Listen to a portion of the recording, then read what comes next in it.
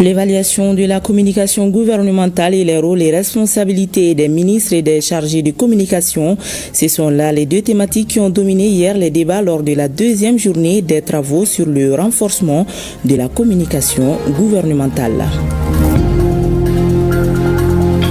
Ce sont des dizaines d'orpailleurs, en majorité des femmes, qui perdent la vie suite à l'effondrement de certains sites miniers. Comment l'activité est organisée dans ces zones, qui sont les détenteurs des permis d'exploitation. Tamsir Diabaté et Taïeb Adiaouyakoui s'y sont rendus sur un des sites. Vous verrez les images qui s'y passent de tout commentaire.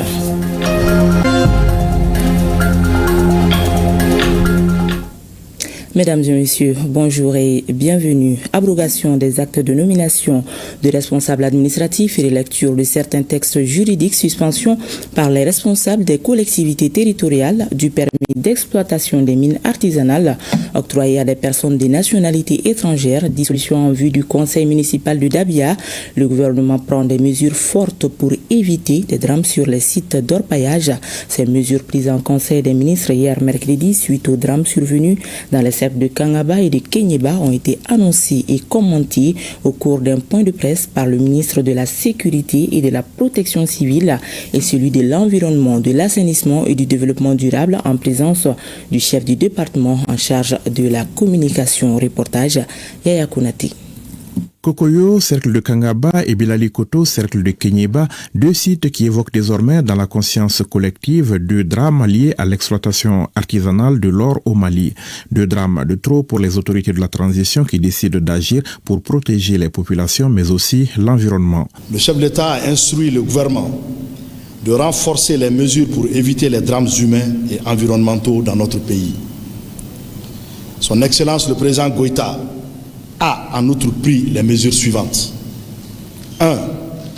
L'abrogation des actes de nomination des responsables administratifs directement impliqués dans la surveillance des 10 incidents, préfet, sous-préfet, responsables des forces de sécurité, police, gendarmerie, garde, services locaux des eaux et forêts, services d'assainissement et du contrôle des pollutions et des nuisances, service subrégional de la géologie et des mines. 2.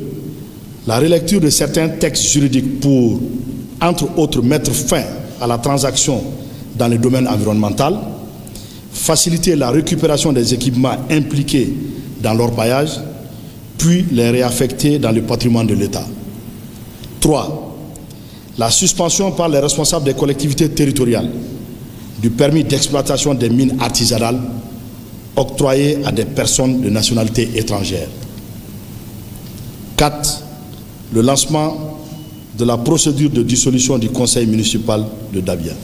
Parmi les mesures citées, on note les dispositions en vue pour mettre fin à la transaction dans le domaine environnemental. Cette disposition qui permettait aux exploitants illégaux de rentrer en possession de leur matériel après le paiement d'une certaine somme. Avant, on constatait que quand il y a des engins qui sont saisis, on transige, ensuite on remet ces mêmes engins aux différents propriétaires. Et ils reviennent encore pour répéter les mêmes faits. Maintenant, les plus hautes autorités du pays ont décidé de mettre fin à cette transaction. Une fois que les matériels sont saisis, ils sont remis au compte de l'État. Le ministre en charge de la sécurité de se réjouir de cette disposition qui met désormais les forces de défense et de sécurité dans leur rôle et renforce l'autorité de l'État dans le contrôle et la surveillance des sites miniers. Aujourd'hui, nous devons renforcer l'autorité de l'État dans le cadre de la gestion et surtout de la surveillance de l'exploitation des ressources minières dans notre pays. Nous ne devons plus être là à venir assister, à venir compter nos morts, présenter les condoléances et retourner. Aujourd'hui, nous devons prendre des mesures fortes pour que nos populations soient protégées à tous les niveaux. Il ne faut pas que pour des intérêts de certaines personnes, de certaines sociétés, nous assistons à des drames. Donc ces mesures visent vraiment à renforcer davantage l'autorité de l'État et à aussi couvrir nos concitoyens, à les protéger. Notre devoir aujourd'hui. Parlant des rôles des forces de défense et de sécurité, avec ces mesures, ça nous donne l'autorité, ça nous donne le pouvoir. Que les matériels qui sont saisis seront confisqués et mis à la disposition du patrimoine de l'État. Les mesures du jour constituent un signal fort donné par les autorités dans le cadre de la protection de l'environnement et des populations, mais aussi dans la lutte contre l'impunité. Oui, à Konaté, ce sont des dizaines d'orpailleurs, en majorité des femmes, qui perdent la vie suite à l'effondrement de certains sites miniers. Comment l'activité est organisée dans ces zones, qui sont les détenteurs des permis d'exploitation? Pour en savoir davantage, Tamsir Diabaté et Tayeb Adjaouakoui se sont rendus samedi dernier dans le cercle de Kangaba. Suivant.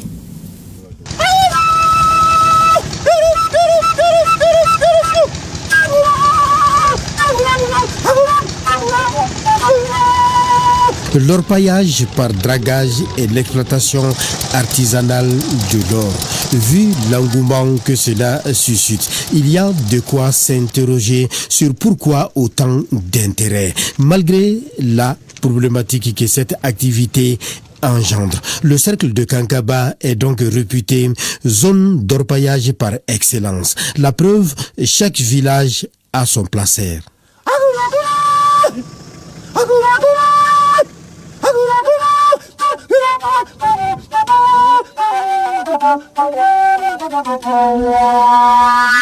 Ces différents placers sont pris d'assaut par les orpailleurs avec tous les risques. Et sur ce site abandonné par ceux qui pratiquent l'orpaillage mécanisé, les frères Dako et leurs compagnons viennent aussi tenter leur chance. Et en entrant dans cette galerie, ils sont conscients des dangers, mais hélas.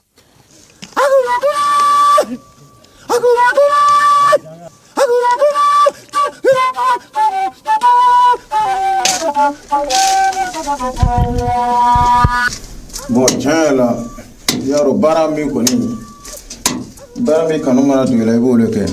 Komi ni yoro ni koni be position mina, nete sira muna.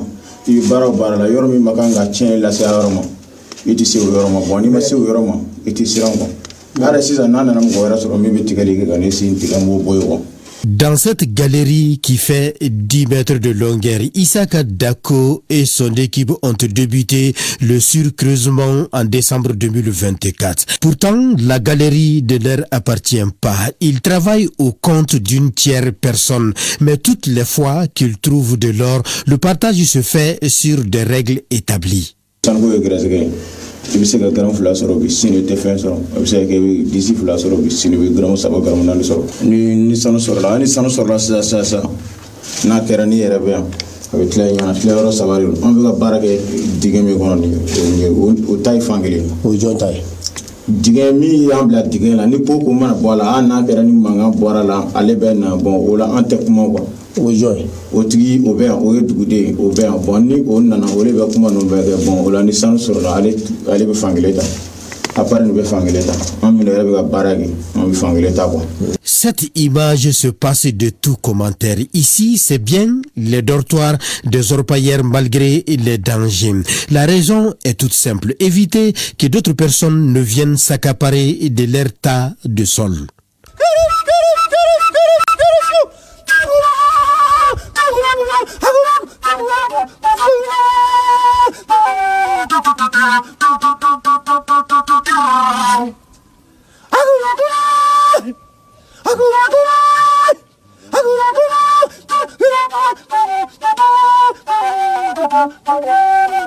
Sur la route de Drunka, précisément à Djulafundu, nous avons rencontré des femmes dont leur véhicule de transport était en panne.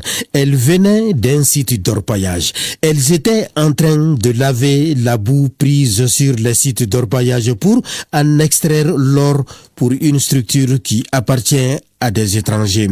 Ces femmes, visiblement fatiguées, affirment qu'elles n'ont plus de terre à cultiver dû à l'orpaillage, surtout avec un phénomène qui s'appelle l'orpaillage mécanisé. Nakwa sene orotamblu nundambele manakwa kono mambara ni mai ni mandaire kasaraf ne chale chama mabesi de mambela moigan. Ce phénomène prend une ampleur inquiétante avec l'installation de groupes d'exploitants illégaux, majoritairement des étrangers. Ils utilisent des équipements mécanisés sophistiqués. Comme c'est le cas sur ce site où, en traduisant ce qui est écrit sur la tenue d'un des membres du groupe exploitant illégal, c'est simplement le matériel forestier.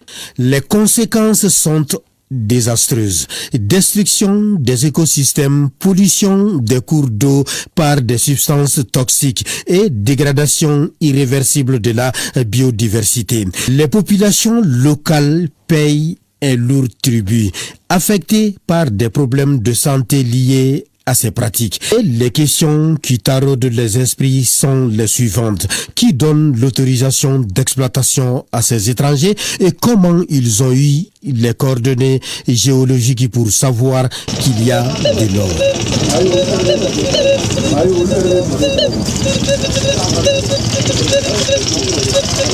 Le drame est que ces sites peuvent s'effondrer à tout moment et a même déjà fait des dégâts avec des pertes en vies humaines. Et face à ces phénomènes, par la voix du préfet sortant du cercle de Kangaba, l'État s'est dit désormais intraitable quant à la question de l'application stricte du code minier qui interdit l'orpaillage mécanisé et réglemente l'artisanal avec des couloirs d'exploitation. Parce que la loi a prévu des couloirs. L'orpaillage mécanisé, surtout avec des pelles, n'est pas permis.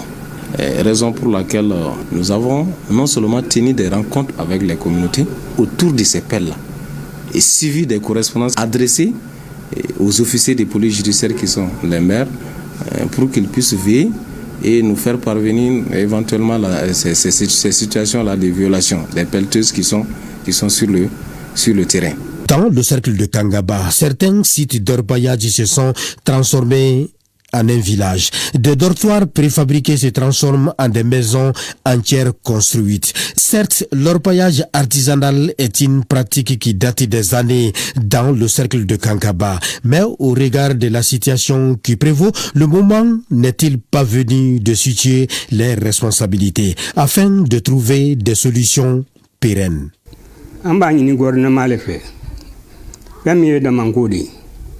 Demande sécurité nya ambela de lenga nyonde nara abina conseiro abise kana kono gwenya su chamambaro akono gwen ngoro na maka ande menula sile 6 minutes ou pirata mbulu ala le bulu parce que demande israelam wala kumba bi ngoti tsa ro ile po ala. Le phénomène de l'orpaillage mécanisé ou artisanal a pris une proportion inquiétante. Ici, dans le Djoulafundu, même les enfants de 3 ans sont visibles avec leurs pelles sur les sites d'orpaillage. Une violation flagrante des droits des enfants. Heureusement que les premières mesures sont déjà tombées au grand bonheur du fleuve Niger qui coule des larmes de désespoir.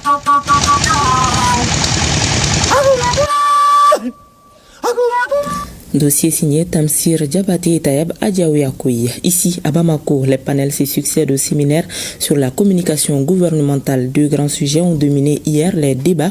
Le premier fait l'évaluation de la communication gouvernementale, alors que le second s'intéresse au rôle et responsabilités des ministres chargés de communication. Les 2 thèmes ont été développés par 2 experts de la communication. Aloussini Touré a suivi les débats pour ORTM. Évaluer la communication gouvernementale au Mali revient à en faire la genèse pour ensuite en relever les insuffisances et enfin proposer des pistes de solutions. Selon Abdelkader Sanankwa, nous avons connu la période de l'information à sens unique au début des indépendances avec un monopole d'État.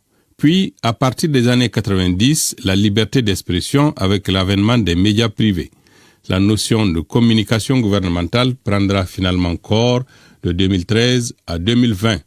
La guerre communicationnelle, notamment celle qui soutient la guerre contre le terrorisme, est celle qui a cours actuellement. La communication gouvernementale doit être impulsée par la primature conduite par le ministère de la Communication s'appuyant sur les médias d'État. Les chargés de communication des départements sont la cheville ouvrière. Mais selon Abdelkader Sanankwa, des préalables s'imposent. D'abord, on a demandé à ce qu'il y ait une proactivité dans la communication gouvernementale. Il ne faut pas attendre que des actions se passent, que des gens fassent la désinformation et pour venir intervenir et faire du rattrapage. Ça, c'est une très mauvaise chose et c'est très mal perçu par les populations. Donc il faut être proactif. On a constaté aussi qu'au niveau des chargés de communication, il y a une instabilité au niveau des postes. Très souvent, les chargés de communication viennent avec des ministres et repartent avec les mêmes ministres. Donc il y a un perpétuel, alors qu'un chargé de communication, normalement, doit avoir même un bureau de presse à son niveau. Quant au sujet sur les rôles et responsabilités des ministres et des chargés de communication, il a été développé par le Dr Sidiki Mfa Konati. Celui-ci a défini le concept, retracé l'histoire de la communication gouvernementale, évoqué les principes, les acteurs, le porte-parole, autant de notions qui auront permis aux participants, pour la plupart eux-mêmes chargés de communication dans les ministères, des institutions et des services, de bien comprendre le concept. Sa démonstration a été suivie de pistes de solutions et de plaidoyers en faveur d'une bonne organisation de la communication gouvernementale. Pour qu'un ministre apprécie le travail d'un conseiller, il faudrait que lui-même, pas qu'il soit spécialiste de la question, mais qu'il connaisse au moins quelques fondamentaux pour pouvoir orienter. Quand on doit diriger une équipe, on n'est pas forcément des spécialistes, mais on doit savoir à peu près quelques éléments en la matière pour que les gens soient mieux outillés pour accomplir leur mission, définir leur rôle. Les 8 axes proposés par le président de la République, plus les 3 conditionnalités, tout ceci devrait faire l'objet d'un plan de communication stratégique. Un plan de communication stratégique, ce n'est pas forcément une stratégie de communication, ça intègre les deux. Le plan de communication stratégique se fonde sur la politique générale de l'institution ou de l'entreprise. On planifie et on fait accompagner chaque activité de stratégie avec les objectifs. Il y a au moins 8 tableaux qu'il faut remplir lorsque on s'engage dans ce genre d'exercice. Certains chargés de communication ont bien accueilli ce forum d'échange et comptent y défendre quelques points de vue. La communication, c'est pas seulement faire des photos et des banderoles et organiser des événements, mais c'est toute une stratégie. C'est accompagner le gouvernement, faire passer le message du gouvernement et aussi soutenir les politiques phares du gouvernement, le faire comprendre au plus grand nombre. Le séminaire sur la communication gouvernementale se poursuit avec d'autres panels consacrés notamment aux responsables des médias publics et privés. En troisième région, une trentaine de jeunes auditeurs des écoles démocratiques issues de la société renforcent leurs capacités sur la thématique de la désinformation à travers un panel en prélude à la rentrée de la 3e promotion de l'école démocratique. Compte rendu, Djeneboum Bonibo Madjara et Taïrou Konati. Dans le cadre de son programme d'éducation et de formation démocratique et politique, Préfodep, le NM2, avec l'appui financier de l'Union européenne, vient d'organiser à Sikasso un panel pour marquer la rentrée de la 3e promotion de l'école politique et démocratique.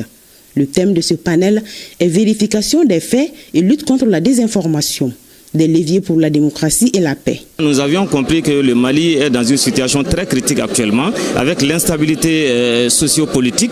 Donc s'il faut encore qu'il y ait de la désinformation, s'il faut encore qu'il y ait des fausses informations qui circulent, ça va rendre encore la situation plus compliquée. C'est pour cette raison que nous nous sommes dit, vu le contexte, vu l'actualité aujourd'hui, qu'il faut vraiment sensibiliser, informer les jeunes sur les questions de désinformation. Conscient des enjeux liés à la bonne gouvernance et au contexte favorable à la refondation de l'État malien, le NMD entend conscientiser davantage les jeunes auditeurs des écoles politiques et démocratiques sur les méfaits de la désinformation. J'ai pas mal appris, surtout avec la désinformation, la malinformation et la mésinformation, qui constituent les problèmes majeurs de notre société actuelle, qui gangrènent partout dans la société, surtout du côté de nous les jeunes. Ces trentaines de jeunes qui seront outillés sur une période de 3 à 4 mois viennent des partis politiques et des organisations de la société civile. Une véritable aubaine pour ces participants qui auront l'opportunité d'être à bonne école. Nous sommes en train de les former par rapport à un certain nombre de thématiques, telles que la démocratie, telles que les institutions du Mali. C'est-à-dire qu'il faut d'abord connaître son pays, il faut d'abord avoir l'amour de son pays, il faut être engagé pour le devenir de son pays, pour pouvoir quand même faire tâche d'huile au niveau de la carrière politique ou au niveau du combat, au niveau de la société civile. Rappelons que l'Institut néerlandais pour la démocratie multipartite a pour but le renforcement de capacités des jeunes sur les questions liées à la citoyenneté et à la démocratie. Haute portée de civisme et de citoyenneté, le village de Nyanyansoni, dans la commune urbaine de Sikasso, vient de s'acquitter de 2 ans de taxes et impôts. Les autorités communales et locales ont tenu à remercier les populations et les remettre les quittances. Compte rendu, Mariam Touré, Suleiman Bamba. Situé à une vingtaine de kilomètres de la ville de Sikasso, le village de Nyagasoni, par ce geste de citoyenneté affirmé, par le paiement de 2 années de taxes et impôts, veut apporter sa contribution au développement communal. C'est une tradition chez nous, c'est notre 4e fois de payer du temps de califat. Nous avons vu l'utilité parce qu'ils nous ont payé des pompes à motricité humaine. Si tout le monde peut prendre l'exemple sur nous. Et c'est pour saluer cet engagement citoyen que les autorités communales et locales ont tenu à faire le déplacement dans ce village de 900 âmes, parmi lesquelles 190 personnes sont assujetties aux taxes et impôts, tout un symbole. On paye entièrement cette taxe et c'est un exemple que nous voulons que les autres villages ou les quartiers de Sikasso, la commune de Sikasso puissent suivre. C'est pourquoi nous avons tenu à ce que la remise des quittances se passe devant tout le monde. Ce n'est pas la première fois qu'un village paye entièrement ses taxes, mais c'est la première fois qu'un village paye 2 années en même temps, 2024 et 2025. C'est vraiment un acte très reconnaissant qui honore Sikasso, qui honore aussi la commune urbaine et puis le village de Nyagasoni. Le message que j'ai à lancer, c'est de demander à toutes les communes de passer ainsi, d'emboîter les pas de ce village-là. Franchement, c'est un acte patriotique. La présente cérémonie a enregistré la présence de plusieurs chefs de village qui doivent s'inspirer de l'exemple de Nyagasoni. Point final donc à cette édition. Merci à toute l'équipe de réalisation et à vous de l'avoir suivi. Bonne suite de programme.